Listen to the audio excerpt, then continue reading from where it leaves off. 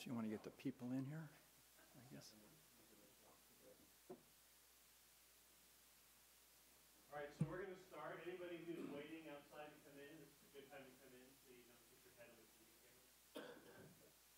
Great. Have a seat. We have reserved seating in front for congressional staff. Can we get a mic check? Testing 1 2. Testing 1 2. We okay? Sounds good. Any more outside? We're ready to go. Okay. Welcome everyone. Well, I'll do it my home state way, Texas. How y'all doing this morning? Makes me feel a little bit more at home. My name is Marv Shepard, and I'm the president of the board of directors for the Partnership for Safe Medicines. And I want to welcome you all to our annual Hill briefing. We do this as annual would be once a year. And I'm going to say a few years and then introduce Representative Greg Walden real quick like, and then we got our guest speakers up front here. We'll turn the majority of the program over to them. Most importantly, before the staff leaves, don't forget to grab your box lunch. It's over here, okay? Got to get your priorities right here, right? PSM is an interesting organization. It's close to 70 members. The members represent associations of pharmacists, associations of physicians, healthcare workers, wholesalers, manufacturers. And the main concern for why we started this group was the onslaught of counterfeit drugs coming into the country. And we are really a consumer-oriented group that takes care of and provides information on counterfeit drugs across the country. You can find us on our website. We have a website called safemedicines.org. And I hope you grabbed the brochure out front, the big thick one. It's got a lot of information of the current report that we're going to talk about today on the fentanyl abuse and the problems with counterfeit drugs with fentanyl in them. As you came in, you saw this slide. It was a slide depicting the states, and the states were in order of when they were found to have counterfeit fentanyl products. It's exploded in the last 24 months. It is quite possibly the worst I've ever seen of a counterfeit opioid in the United States. As I said, we got 43 and counting, and out of those 43, we have 22 confirmed deaths, which I think is a conservative number considering the difficulty of confirming a death due to a counterfeit drug. It's really, really difficult. We're dependent upon the coroners, and they vary by jurisdiction and wherever you're at. To be clear, we need to make this really clear, because these deaths and founding are from fentanyl-laced counterfeit drugs. We're not talking about cocaine or heroin or anything like that. We're talking about what people think they have for real as like Xanax, OxyContin. They obtained it, but it's a counterfeit Xanax and it's been laced with fentanyl. That's what we're dealing with here only. It's those types of products. These fakes look identical to the real product, but they were manufactured illegally and they imported with tainted with fentanyl. They may be manufactured badly, completely bad in their manufacturing, and so a single pill of this with fentanyl could kill you. That's how deadly they are. And we have evidence of just that accident, actually less than a single pill. They have been documented, as I said, in 43 states as of April 2018. And there's been many victims. Here's 3 pictures of some of the victims. Many of the fatalities are people who believe that the pills were taken were identical to the prescription medicines they resembled. In February of 2015, 23-year-old Joe Patterson is on the left. That's his son that the picture is. His wife was pregnant when he took the fentanyl-laced product, and he never got to really see his newborn son at all. Joe Patterson from Georgia took a single painkiller from a friend when he pulled a muscle and he died. Josh Ackerman in California took a quarter of a Xanax because he couldn't sleep and he never woke up after taking the quarter of the tablet. The story is the same for Maggie Crowley in Florida, and Brady Stocksbury in Ohio, and even Prince in Minnesota. It took us a long time to find out that the drug that killed Prince was a counterfeit drug that was laced with fentanyl. The Carrie and Crowley is on the picture on the right up there, and that's holding a picture of her son. She's been a big advocate of trying to get these counterfeit products off the market. So Americans are dying, and there's a few things that would, as a PSM, would like to change and get going on trying to put this problem away. So we need every American to be aware that our country is awash in fake pills. We need that information out there. Be careful when you're borrowing a tablet or buying from an unclean source, not from a legitimate pharmacy. Only take pills offered by legitimate licensed pharmacies is what we're recommending. It's coming in the country through international mail facilities. It's coming in a powdered form, the fentanyl is, and then it's being made in garages and basements and barns and everything else by purchased tablet and pill machines, and then sold on the black market right now. So we need to help the Customs and Border Patrol people and FDA officers by requiring electronic data on this stuff flowing into the United States. Some kind of electronic packaging identification when they arrive at the international mail facilities. There's a dozen mail facilities, and the one in New York gets 1 million packages a day. It's hard to keep track of which one has the fentanyl in it, which one doesn't have the fentanyl in it. They really lack some resources. So we need to enforce the laws around the illegal importation of medicine to control the volume of law enforcement needs to inspect. It's huge. The needs for the people and the number of packages coming in from international sources. FDA Commissioner Gottlieb says that because of the illegal importation volume today, less than 0.5% of the packages entering the country are screened. So you can see we just don't have the people to screen all those packages. And the one point that I've been harping on for over a decade, we need to curb the selling of pill manufacturing, tablet manufacturing equipment. It should only be sold to licensed manufacturers or pharmacists. They should not be able to, you should not be able to get online and buy a tablet press. That's, to me, I mean, what would you going to do with a tablet press? I mean, you only got one use for it, and that is to make a counterfeit, phony medication. So we need to get control of that and stop that spread. You get on eBay, you can find them. They sell them, and they're relatively cheap. You can buy them everywhere. And we need to protect our closed drug supply system. The United States does have a closed drug supply system. It's illegal to import pharmaceuticals into this country. And if we legalize drug importation, we will not only invite the counterfeit fentanyl, but we'll invite counterfeit everything across the board. You think they got a problem now inspecting the products going in?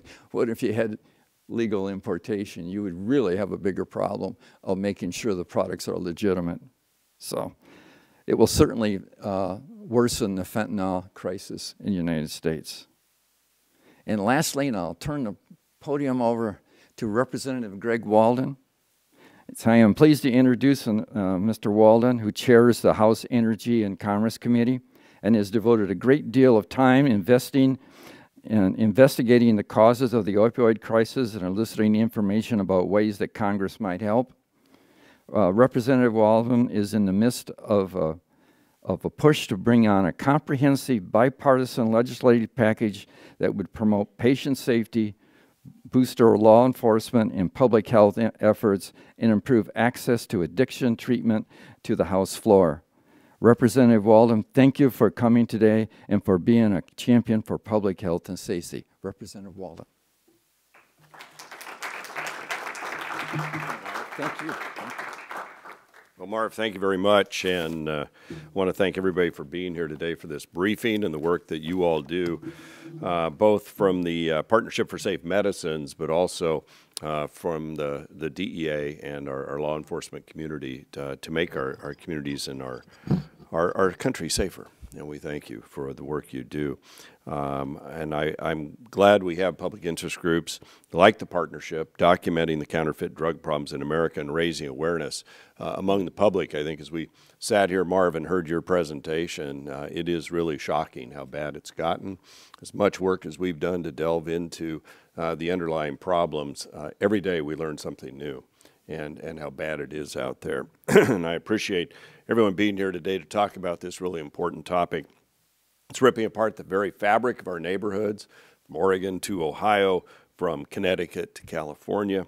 Our friends, our families, sometimes unwittingly, sometimes knowingly, are experiencing this tragedy, one that's claiming the lives of more than 100 Americans every single day, every day.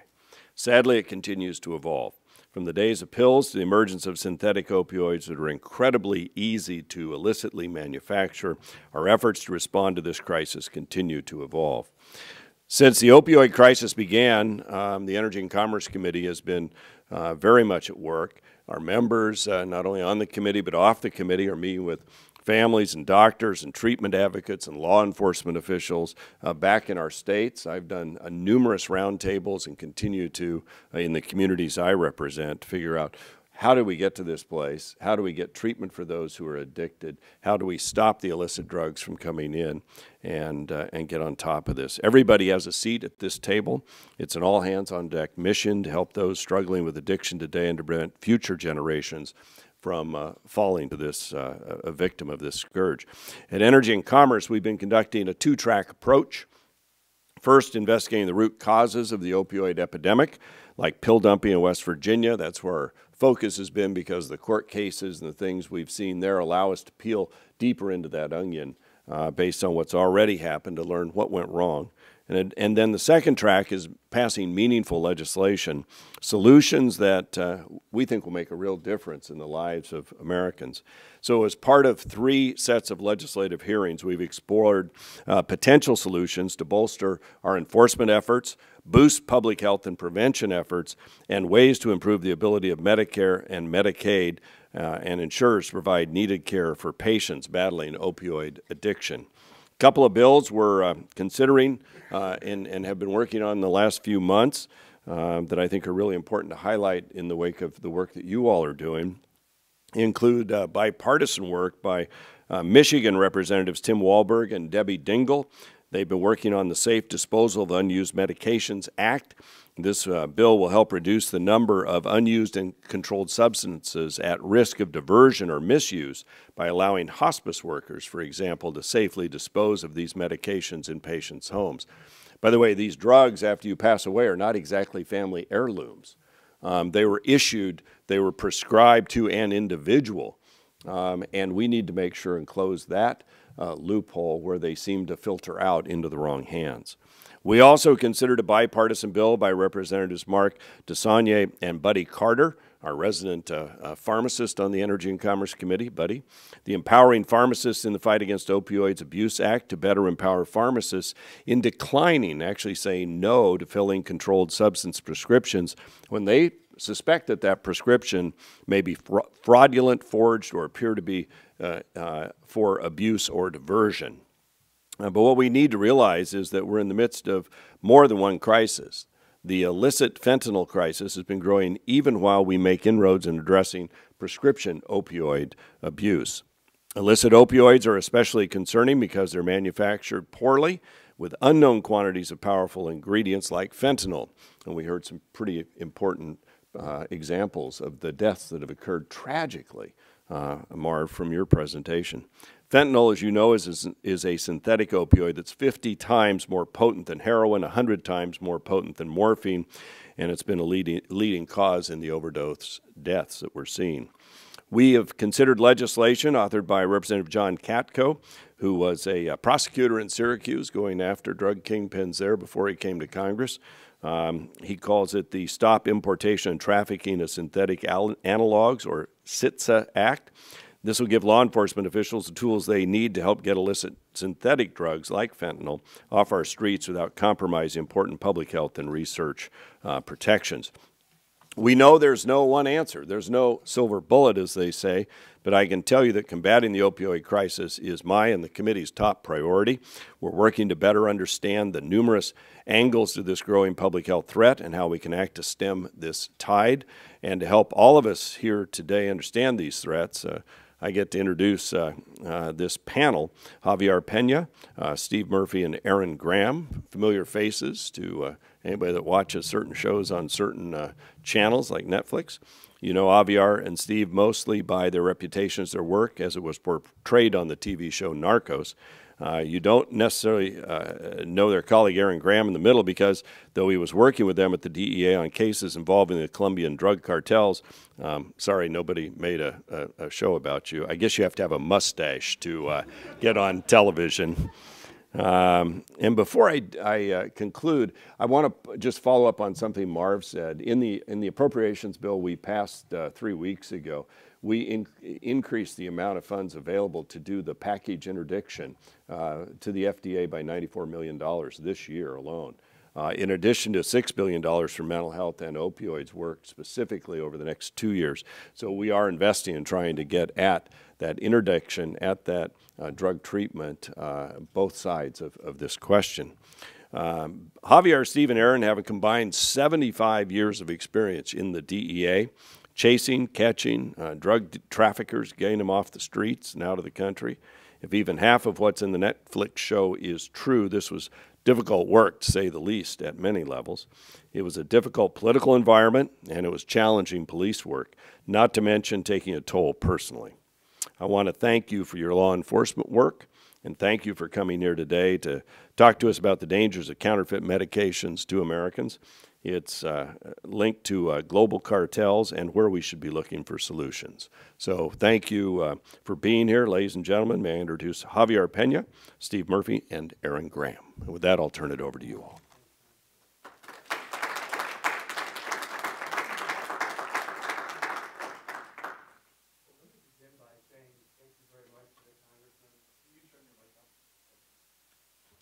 Okay. Let me begin by saying thank you very much to the Congressman for the leadership that he's showing on this important issue. And I want to thank Steve and Javier for coming. Some of you might wonder, what would these two guys know about counterfeit prescription medicines? But I want to paint a picture for you and add on to what the Congressman said, as well as the picture that Marv painted. And that is that counterfeit medicines touch all of us. And counterfeit medicines is a personal issue. And I'm sure there's not a person in this room who has not been a patient or a caregiver in recent months or years. My own mom died of pancreatic cancer, and when you get that diagnosis and it's 5 months to live, you start figuring out, is there something I can do that nobody else could figure out? Is there a medicine I can buy that nobody knows about? And I assure you there's somebody on the internet that tells you yes, they have something for you. And I assure you it won't work. So it's way beyond cops and robbers. It's way beyond policy. It's a personal issue that we should all take a personal interest in. I'm sure we all remember when counterfeit medicines first began, and it was lifestyle medicines 20, 25 years ago. Of course, that transitioned to the crisis that we see today with counterfeit opioids, pain medicines, but medicines across all therapeutic categories. When we have breakthroughs in HIV and Hep C, and within minutes we see bad guys offering counterfeit medicines with no therapeutic value at a fraction of the cost, we have to expect that we'll see bad things happen. Steve always talks about the consequences of those decisions. The Congressman talked about the cartels. We have seen recently that World Customs Organization has told us that counterfeit medicines comprise a $200 billion underground economy. Now, put that in context and transition to Stephen Javier. That's more than heroin and cocaine combined at $160 billion. So this is a significant issue. And Stephen Javier went to Colombia. I don't know they expected to create NARCOS, the hit Netflix series, but they knew they were going to investigate Pablo Escobar, the first narco-terrorist in the history of the world, somebody who built a $30 billion personal wealth through distributing cocaine. He started out sanding down gravestones and selling those. He evolved to the person he is. We've seen drug trafficking organizations do the same thing with counterfeit medicines. So now we've all seen the Sinaloa cartel is manufacturing and distributing counterfeit pain medicines with fentanyl and carfentanyl into the United States. We know that MS-13 is manufacturing and distributing counterfeit medicines in the United States and protecting huge markets for counterfeit medicines in Los Angeles and New York. So I think hopefully that paints the picture for why Stephen Javier have a perspective on somebody like Pablo Escobar. And as you know, after they successfully dismantled the Medellin cartel, what did they do next? Retire? No, then it was the Cali cartel, right? This is a non-ending problem. And now we see it transitioning and evolving into counterfeit medicines. So I can't imagine two better experts who really understand this threat than Stephen Javier. So it's with great pride and appreciation that I introduce my two brothers from DEA, Steve Murphy and Javier Peña. Thank you. Why don't we start with, Javier, when you first arrived in Colombia, what was your initial mission? What did you think you were going there to do? And tell us a little bit about what you found with Pablo Escobar and the Medellin cartel. Basically, when we arrived, Pablo Escobar later started off, like you said, they were small, 1-2 kilos at a time, robbing gravestones, hubcaps. Before it was all over, he was responsible for 80% of the cocaine that was reaching the world. We had never seen a trafficker of this magnitude, very, very wealthy, and he employed violence. Pablo Escobar is known as the leader, the inventor of narco-terrorism. So he would kill anybody who would get in his way. It's a trafficker. They're trying to get their goods into the United States. And Aaron makes a good point. I mean, after we took down Pablo Escobar, what happened? Cali cartel took it over. We took them down. We went after the North Valley cartel. The moral of the story is that there's people out there, traffickers, bad people, that will take their place in order to make money. They do not care. And I'll tell you a little, Pablo Escobar at his cocaine labs, I'll always remember, this cocaine labs were producing hundreds, thousands of kilos on a daily basis. He had a sign at his cocaine labs, and the cocaine labs, you need all sorts of nasty precursor chemicals. The sign said, if I catch you, the worker, using the product, I will kill you. So Pablo Escobar didn't want his workers to use the coke, but he wanted everybody else to use it. Again, very, very violent era, and something I hope we never see again. So Javier touches on a very good point, and when I first started talking to Javier and Steve about the counterfeit drug problem and asking if they were surprised at this kind of migration or evolution, the question I had for them was, what was Pablo's greatest business acumen? Could he have been a Harvard MBA? Could he have run a major corporation? And the answer kind of surprised me, but maybe not, and Javier touched on it. Steve, why don't you share with us why he could be so successful and what was his driving principal activity to maintain control? Sure. I think I got it on here. We hesitate to give him credit for anything because of who he was. He's nothing more than a mass murderer. But he had somewhat of a charismatic personality in that he could persuade people to do his bidding for him. But the way he persuaded those people is that if they didn't do what he asked them, he just killed them. That's a pretty strong incentive, isn't it? Somebody asks you to do something and you don't do it, you're going to die. And he had no remorse. He had no guilt feelings, had no compunction about pulling the trigger or ordering someone to be killed. We attribute between 10 and 15,000 murders to Pablo Escobar. One of his sicarios is now a free man in Colombia. He's all over the internet. YouTube. He's written a book. I think he's done his own movie. He says the number is more like 50,000 people that Pablo Escobar is sponsoring for murdering. That doesn't include the people who died from the use of cocaine. So we could be talking thousands, possibly millions of people because of one individual. You know, and when you watch the first trailer to Narcos from season 1, at the very end, the actor says, "We didn't know what we were in for," meaning here in the United States. That is absolutely correct. He took us by surprise. We were not prepared for the business model of cocaine trafficking that he introduced into the United States and then spread throughout the world. That was his one way of attaining success in the cocaine business, is just by murdering those that don't do what you ask them to do. And so I guess when you think about that, and you think about the Sinaloa cartel, and some of you may have seen the recent special about the takedown of Chapo Guzman Loera and the Sinaloa cartel, you see the same thing. And for any of you who have read about or seen the news about MS-13, their first principle is intimidation and violence. So it's a consistent thread. I think the other thing that, the other reason that Javier and Steve are so important for this hearing is that, yeah, they're former DEA agents, and yes, they did an amazing job in Colombia that we're all very proud of. But for example, Javier grew up on the border in Laredo, Texas. That's his home, and some of you have seen some of that portrayed on TV. But maybe Javier could share with us what he saw growing up on that risk that seems so inherent to us. I remember people used to go into Nuevo Laredo, Mexico to buy whatever pills they thought they needed, no prescription, there's no quality control.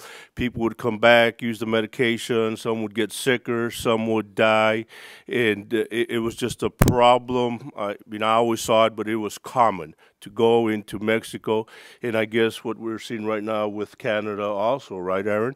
But it's, like I said, this counterfeit medication is all made up. It's with all sorts of wrong type of chemicals. As I mentioned, no quality control, so people are dying. I saw it personally. Then they would have the curanderas, the witch doctors that people would also go to get their medication, and we've seen all the examples of this. And remember, Aaron hit a good point. We was talking about MS-13, Sinaloa cartel. These people will use intimidation. By intimidation, they will put body parts, and we've seen it, and I hate to mention it, they'll roll heads, they'll hang bodies by the bridges so that they will not mess with them. That way they leave them alone. The corruption, like I said, to get this counterfeit medication, they're into everything. They're poly groups. They'll, like I said, if they can make money on the counterfeit, they'll make money on that, on coke, on heroin, so they do not care. Again, all they're trying to do is sell it to us here, and we know that, people are getting sick and dying. And so I think that really puts a fine point on, if you're not aware of the potential threat that these medicines pose, you're likely to become a victim. I think the second piece, and Steve kind of touched on, we saw something with Pablo we didn't expect as a country, as enforcement agencies, as patients. But the other thing that I don't think we expected was this opioid crisis, this substance abuse problem to grow to the level that it's at. And everybody in the food chain in America, from law enforcement to pharmaceutical manufacturers to policymakers, have a role in raising awareness about the threat. And the interesting thing about Steve and his personal background is he has a son who's a surgeon. And of course, surgeons prescribe medicines, and often pain medicines if you've had a major surgery. And so Steve has had a kind of unfettered access to legitimate, honest insights with his son about how do you know what dosage to prescribe and how many pills to prescribe. So I just asked Steve to share those conversations that you've had with your son, please. So, this is not an issue or a problem that any one element can solve. I mean, we come here on Capitol Hill hoping to get the input from our Congress, right? But Congress can't solve this problem for us. If you are honest with yourself and take a close look at your family, maybe not your immediate family, but maybe your extended family, I think you'll find that somebody has an opioid issue in every one of our families. And if you're not willing to admit that, you're probably not looking close enough. And that I'm part of that. So I'm not here, you know, I hate to say I'm preaching to the choir, but I'm not here saying things that I don't experience as well. I have a family member that's a pain pill addict, and he's fighting that now. So the whole point being, it affects every one of us. So we can't look at just one element here in our country to solve this problem. I like to say that, you know, the old saying, it takes a village to raise a child. Well, in this case, it's going to take a whole village to fix this problem. That's everything from our congressmen, our folks here in Washington, D.C., to all the way down to the family element, where we have to, I don't know, maybe do a better job at teaching our children. I honestly don't have the answers. I wish I did. I really wish I did, because this is an epidemic that I don't think any of us were prepared for. And if you look at the way that narcotics evolve in the United States, I mean, you know, we started out with marijuana and heroin. That was our big problem years ago. And then we saw the introduction of cocaine because of Pablo Escobar and his organization. And that wasn't enough. So then we saw crack cocaine. So, you know, we're looking at pure cocaine base. That wasn't enough. Then we have methamphetamine come along. Now we have, you know, we're seeing fentanyl. Well, even that's not enough. Now we're looking at carfentanil. We're looking at the other analog forms of fentanyl, which are even more and more powerful. I mean, when is enough going to be enough in our country?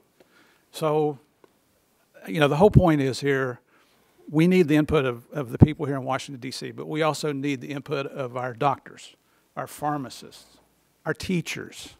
We need everybody in the community. No matter what your job is, you need to be on the team here addressing this issue. We need the, you know, I'm a big advocate of consequences, you know, and not that I'm on my soapbox here, but for every action you take in your life, there's a consequence. It doesn't matter what the action is, there's a consequence, good or bad. We always hope for good consequences, right? But I think we all know that if we take illegal narcotics or potentially take a pill that we don't know what's in it, there's the consequence of death. There's the consequence of addiction. So the whole point of this is it's going to take the village concept to address this issue if we're ever hoping to be successful at any level whatsoever. We can't point the finger at law enforcement and expect them. We can't point the finger at Washington and expect them to create a solution. It takes a collection of everybody. And you know what? Not just here in the United States. This is going to take a worldwide acceptance of responsibility and participation to come up with an answer to this issue. Thanks, Steve. I think Steve touched on the law enforcement piece a little bit, and what we've seen for sure over the last 3 to 5 years is DEA really understands the problem. And I might sound a little biased because there's 3 DEA guys sitting here, but that's okay to be proud of your family. I think they understand the potential issue with doctors who might be overprescribing, pharmacists who might be dispensing without prescriptions or legitimate prescriptions, hospitals that might be over-administering or stealing medicines. But you all are familiar with the squeezing the balloon concept.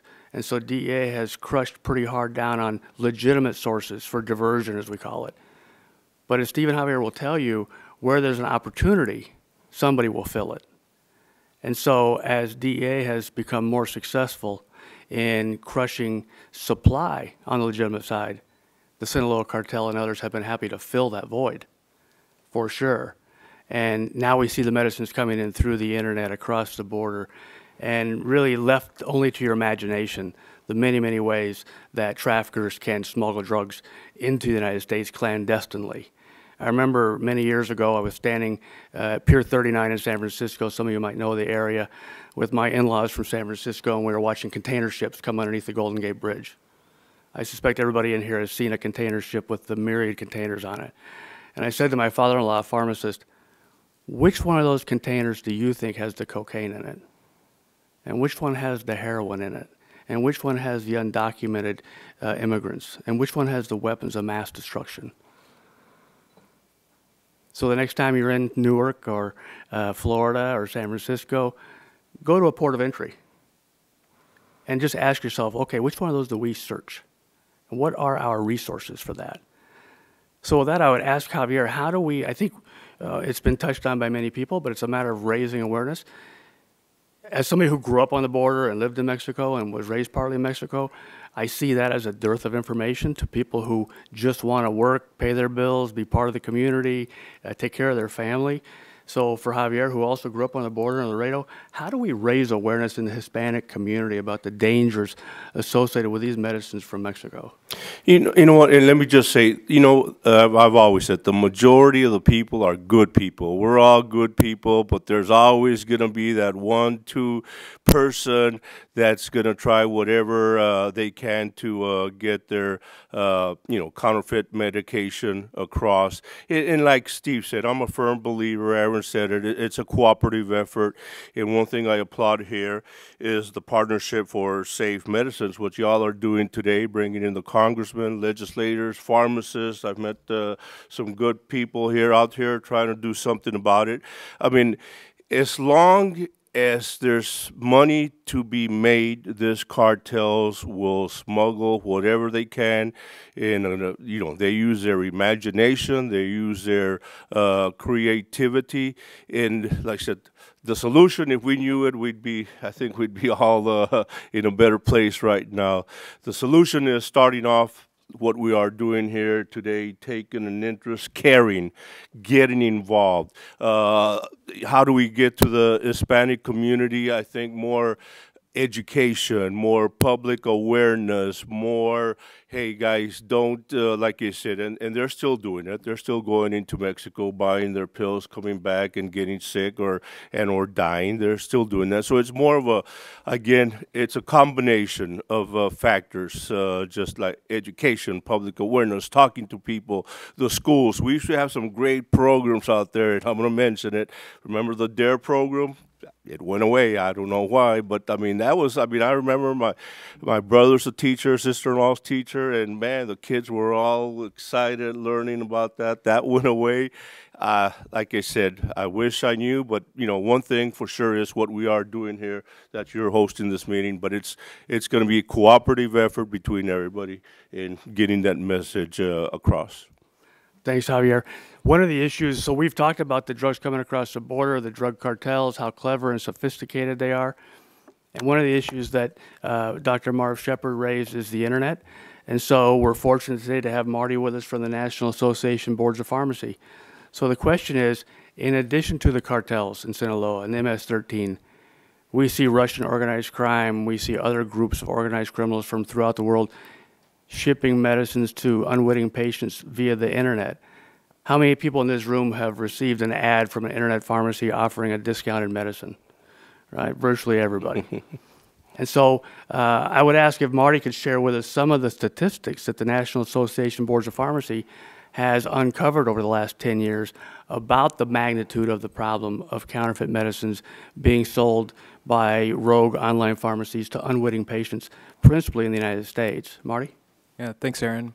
So we've talked a lot about fake drugs today, and we talk about fake news all the time, it seems like anymore. But I'm going to talk about fake pharmacies. That's a real thing, too, and they've been around for quite a long time. So there's a demand, as we've established, and there is a supply that plays out, but it plays out via the internet. And the National Association of Boards of Pharmacy has been looking at this issue for almost 10 years. And what we found is if you look at the internet as a whole, about 96% of all websites that offer prescription medications online, it's 96% are operating illegally. So it's an entire network, it's a system. I'm going to talk about that a little bit and explain exactly how it works. But these drugs are readily available. They're coming in small packages, and they're being ordered online. And I want to be clear, I'm not talking about the dark web or the deep net or however you want to call that place that nobody that I know goes to. I'm talking about the surface web, and that's the place that we go to every single day that's indexed by the search engines. So we'll talk about that a little bit first. But first I want to just explain what the heck the National Association of Boards of Pharmacy is. Our members are pharmacy boards. They are charged with regulating the practice of pharmacy from the moment a drug exits the doorstep of a manufacturer until it ends up in the hands of a patient. It's a huge charge. And so we work, the National Association provides services to those boards of pharmacy. We scale national solutions like the examination for pharmacists. We run the hub that allows prescription drug monitoring programs to share information between states. We do a lot of different things around accreditation and verification, and we also verify online pharmacies.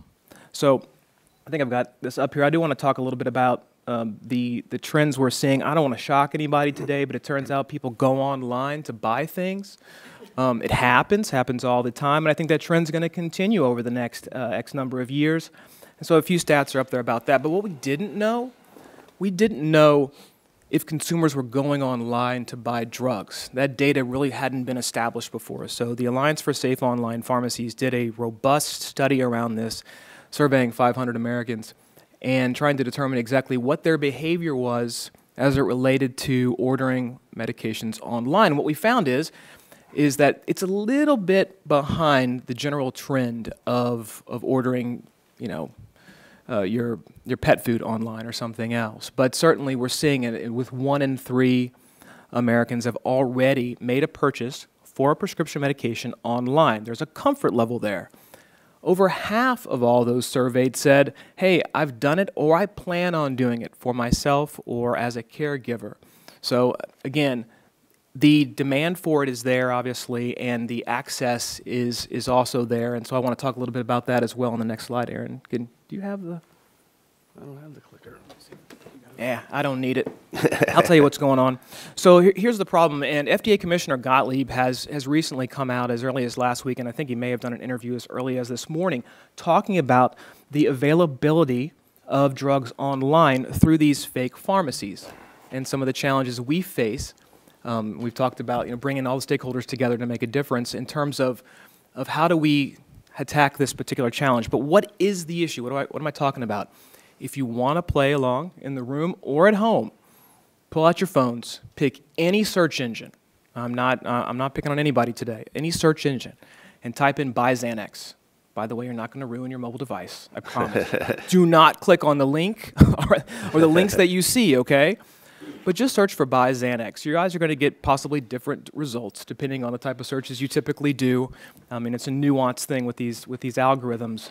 But what I found this morning in my hotel was several of the sites that are listed on page 1 are, I can tell, because I do this for a living, that they are illegal. They're operating illegally. And if you take a hard look at some of those sites, you may see the same thing. What I saw in my search result was this is really what jumped out at me. It was called whitetowerrestaurant.com. And you might say, well, why would anybody think that that's a valid pharmacy? And most of these URLs typically have some type of pharmacy reference in their URL. This one didn't.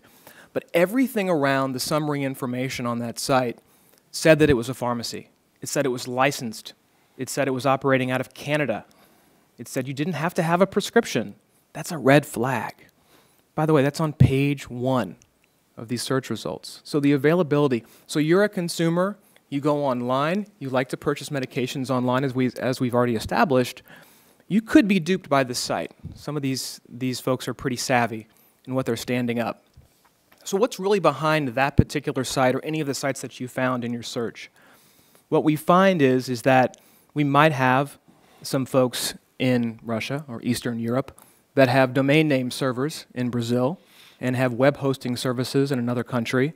The acquiring bank that has underwritten the pharmacy merchant or whatever merchant status that they've established for themselves is in the Middle East. Okay, the drugs are coming from India. And that's how the system works. Now imagine from a law enforcement perspective how you go about prosecuting that. We have a Canadian pharmacy who is under federal indictment for shipping counterfeit medications into the U.S. This is just in Canada. And there are challenges for law enforcement just with that relationship across the border in terms of enforcing issues related to this type of activity. So you imagine you add 6 countries to the mix, and it is a hard go. I do want to point something else out, and I keep pointing to your phones. But if you were to Google Pharma Affiliate Program, you will find great ways to make money at home easily, cheaply, and from the safety of your bedroom.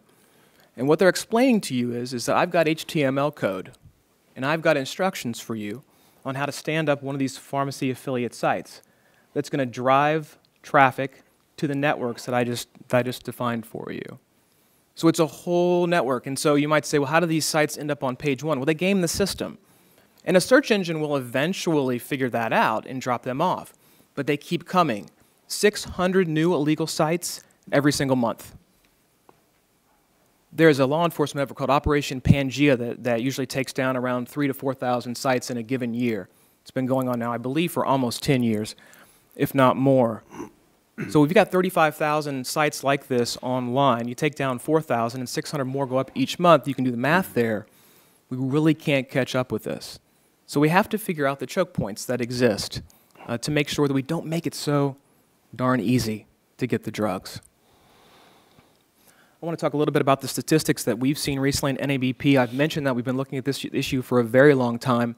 The last 100 websites that we did look at back at the end of 2017, we found that half of the websites we looked at were offering controlled substances.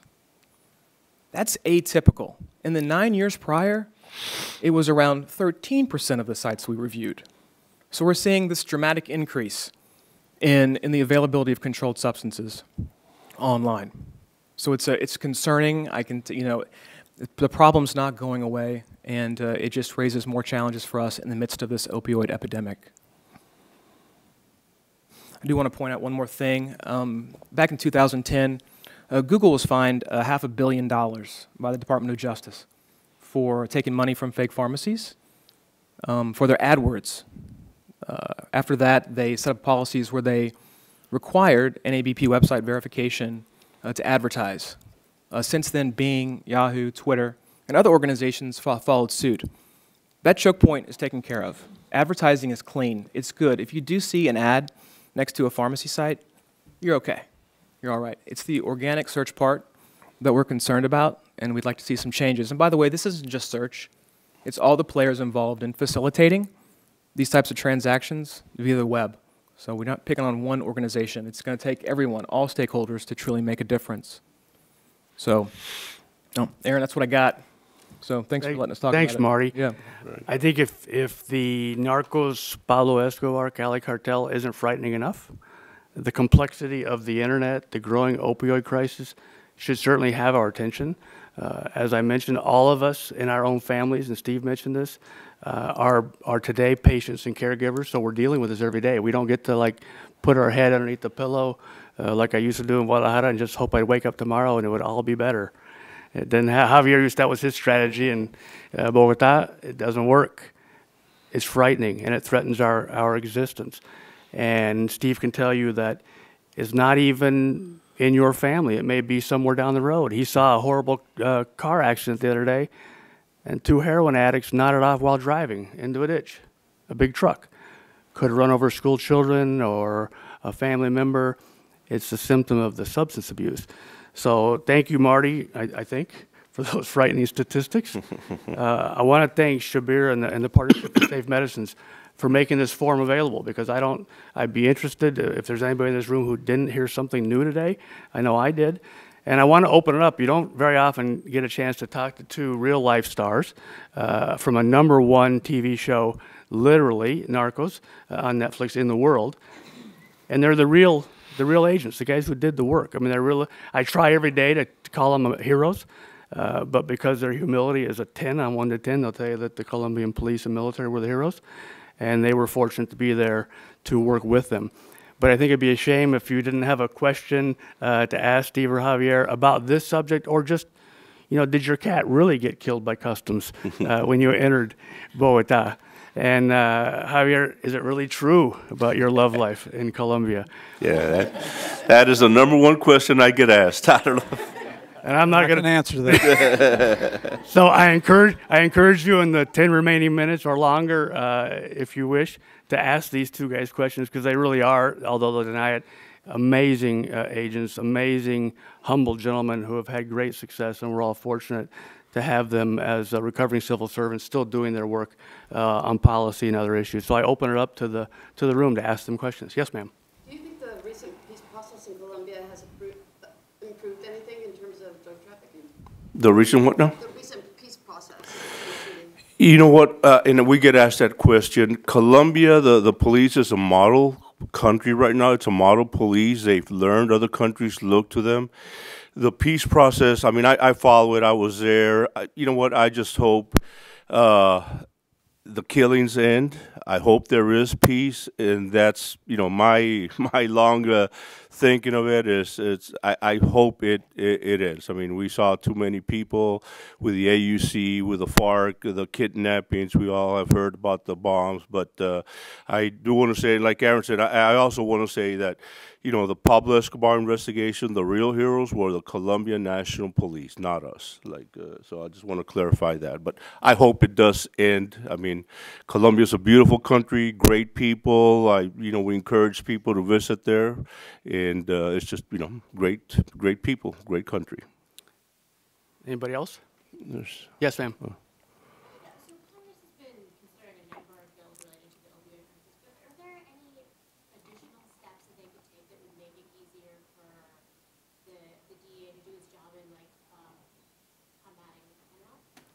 So her question was that Congress has introduced a number of bills recently to, I think, disrupt the flow of opioids and pain medicines to unwitting patients. Is there anything else that DEA or others could be doing? Steve, do you want to talk for a second about the STOP Act? Sure. Well, I'm not conversant with the STOP Act specifically, but we need to increase the ability of our border checkpoints to do a better job, to have more authority to do checks of everything coming across our border. We also need to remember there's two borders to our country. It's not just Mexico. So we need to remember that northern border, and there's over 100 different points of entry between Canada and the United States, and we're sorely undermanned there. I mean, we're asking CBP to do an impossible job, so we need to address that as well. Also, we really need to take a look at what we can do to support the U.S. Postal Service. Because as it was mentioned at the very beginning of today's briefing, you're seeing millions of packages come through the postal facilities, and there's no electronic data tracking mechanism in place. Now, we were conducting another interview earlier today, and we were asked, why does the Postal Service have a pass on this? I don't think they have a pass. I think that's just they've become so busy, and for lack of a better term, our public is not educated as much as they should be as to the issues, the threat that we're facing from this issue. So that's one of the reasons we're up here, is to support the congressman and hopefully get all members of Congress aware of this problem so they can take it back to their constituents, but also so they can enact legislation that will help the Postal Service to do a better job of what they want to do. I truly believe they want to do it. They just don't have whether it's the funding or whether it's the manpower or whether it's the authority. I really think they want to do the right job. They just don't have that yet. I'll just add to what Steve said, because he's 100% right. The STOP Act, introduced by Senator Portman, would require the same type of registration on the front end of mailing a package via the USPS as you see with UPS and FedEx. So that is that electronic tracking that Steve talked about. The U.S. Postal Service wants to do the right thing. They need that authority. They need those resources. And if you were required to fill out the same information when sending a package through a U.S. Postal Service as you are from FedEx or UPS, that would provide additional resources and abilities for the Postal Service to track packages electronically. So that's a bill that's in Congress, it's been introduced, and I think it's something that we should all be more aware of and be talking to our own representatives about. What's your position on that bill, where is it, and what are we waiting for? Any other questions, please? Yes, sir, in the corner.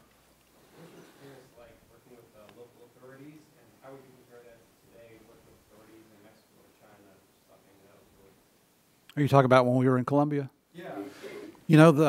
Everybody thinks that how did we get along down there because of corruption? It wasn't as bad as you think, believe it or not.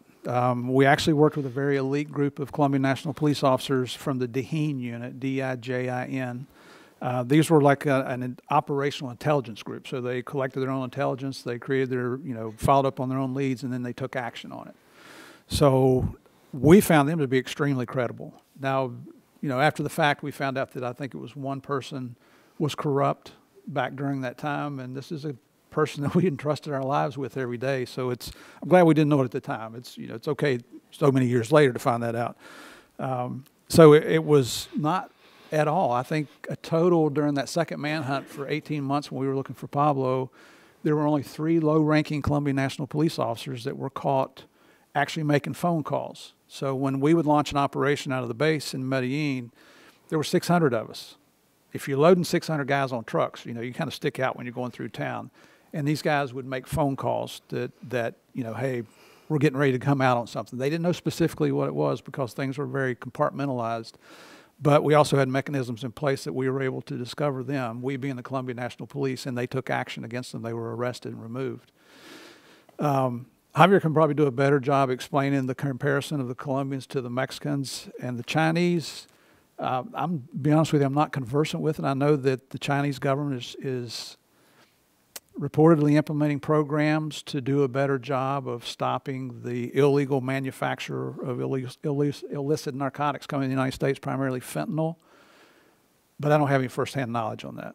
But Javier, you're going to talk about the Mexican? Just real quick, I mean, and Steve said it right. I mean, we had trusted guys we worked with, and you know, Aaron, you've worked in Mexico, but you know, as we know, I mean, there's corruption. I mean, we're not gonna say you know, there is corruption.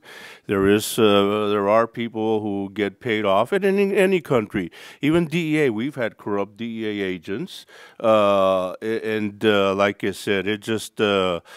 You know, it's your ethics, your upbringing, but it just the money's out there, the intimidation, and I mean, wow, we've seen some bad situations where the violence, this traffickers, so like I said, they'll hang body parts on bridges to show people if you get involved, or you know, this is what's going to happen to you. But you know, your experience, you were there.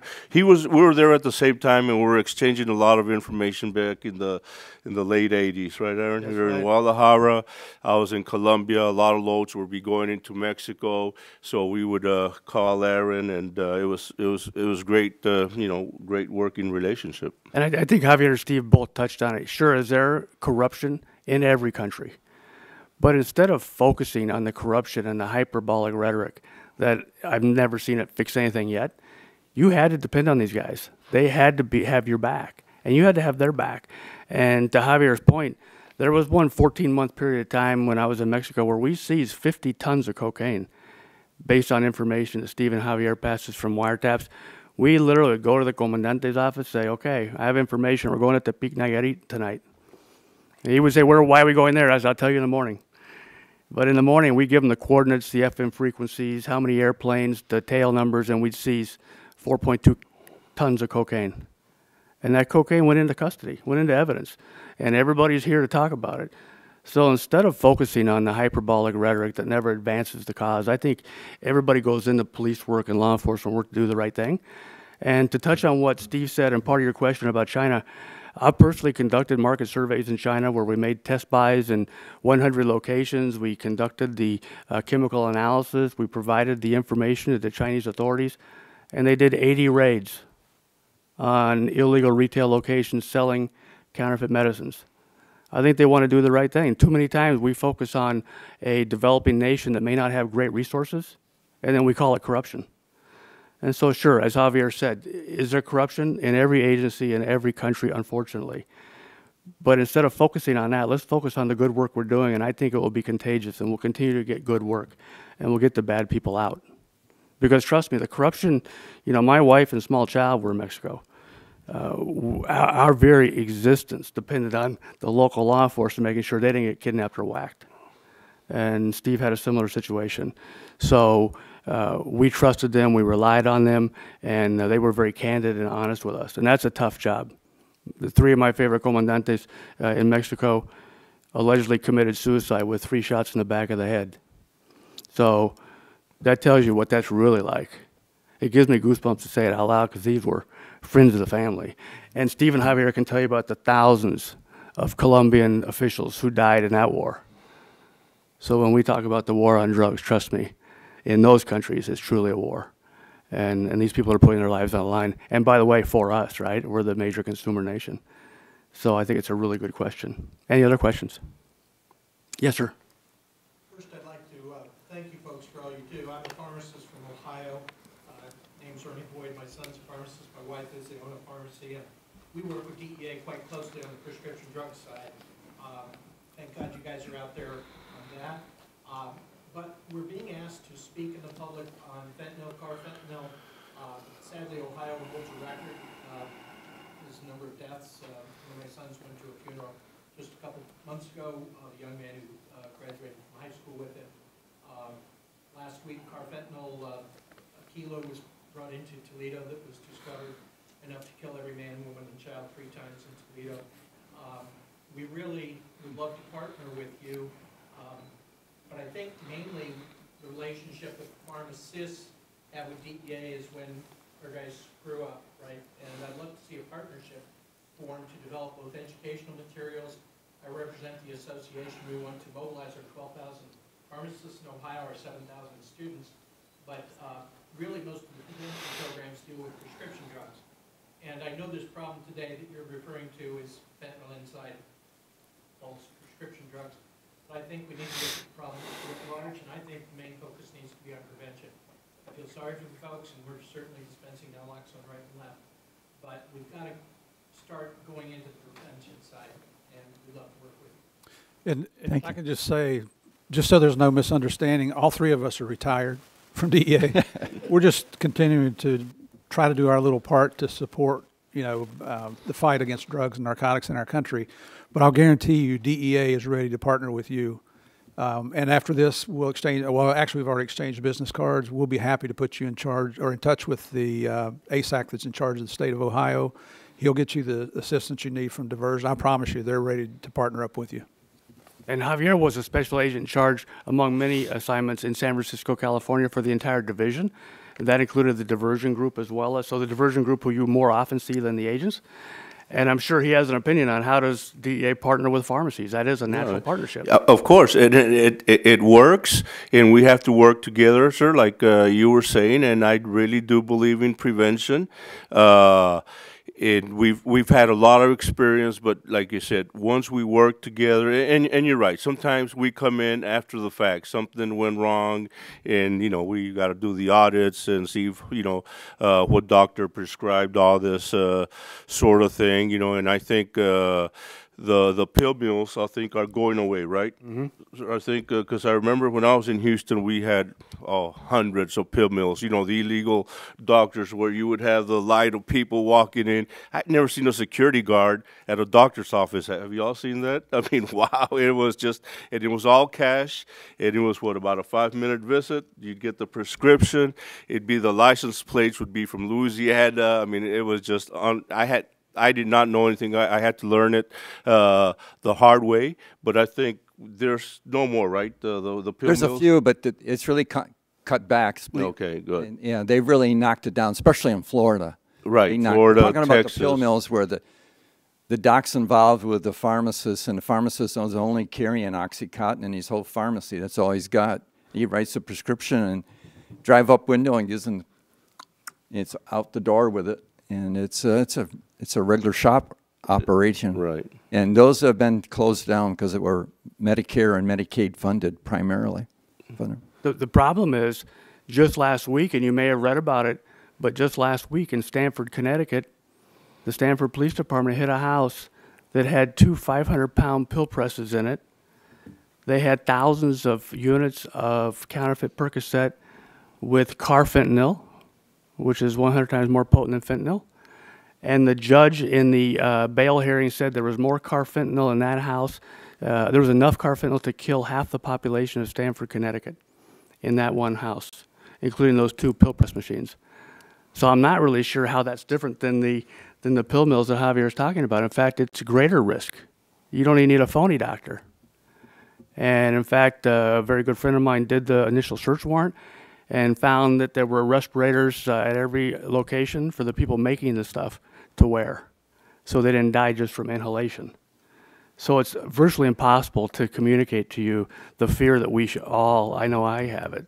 You know, Fairfield, Connecticut is a very tawny little New England village. I never used the word tawny in public before, so I apologize if I used it wrong, but I'm a kid from the border. But my 25-year-old daughter has lost 2 friends in recent years to opioid overdoses. So it's not a problem that we can hide from.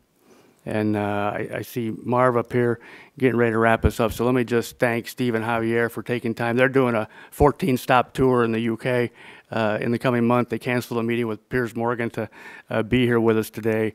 So their commitment, sacrifice, and contributions to this hearing, I think, can't be measured. So thank you very much, guys, for coming. Thank you. Thank you, guys. Thank you.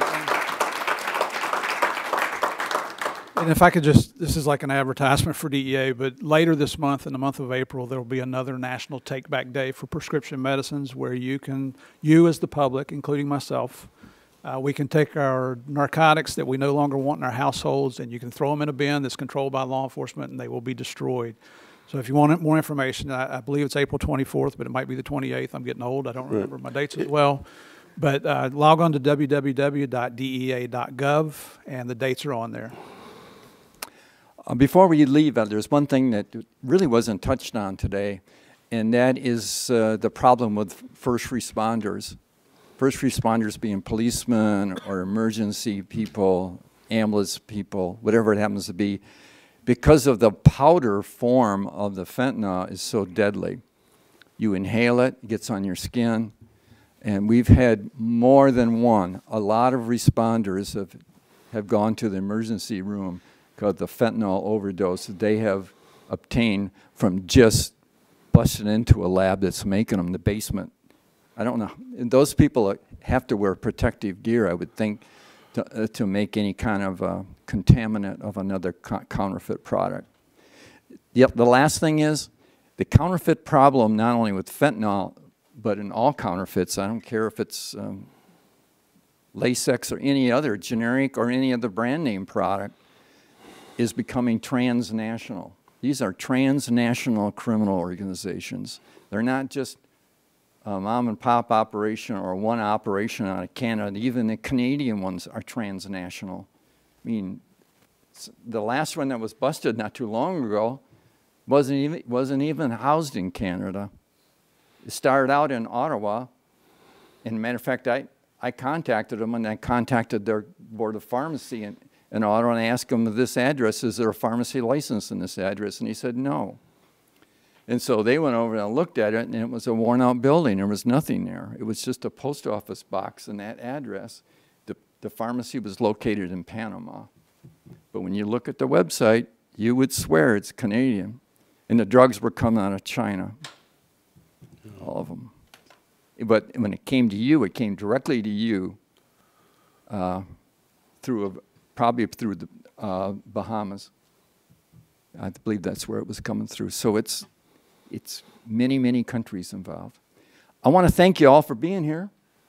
And for those people who traveled or are going to travel a little bit today, please drive carefully and wish you back. And I wish you back next year when we have another one of these Hill briefings. Hopefully there's better news. Hopefully. Thank you so much. And I'm sure the panelists would be willing to stay a little longer and talk to one-on-one if you want to chat with them. Thank you all. Take care. Thanks, Marv. Good job. Thank you.